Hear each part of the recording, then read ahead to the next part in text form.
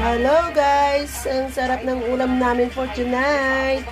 Ayan, ginataang suso na may kasamang papaya. Tsaka sili at nilagyan namin ng luya, sibuyas, tsaka bawang. At tsaka syempre, pampalasang magic sarap. Ayan, kumukulo na siya guys. Pinapalapot pa namin yung kanyang gata para lalo siyang malinamnam. Kunting kulong pa at kunting lapot pa. Ayan, kulo-kulo na yung aming ulam for tonight. Kayo, anong ulam niyo for tonight? Ay, patikim ako. Alam niyo ba guys kung paano kainin tong suso na to? Para lang kayong humalik sa inyong mga asawa. Sinusup-sup ang puwet. Matabang pa siya.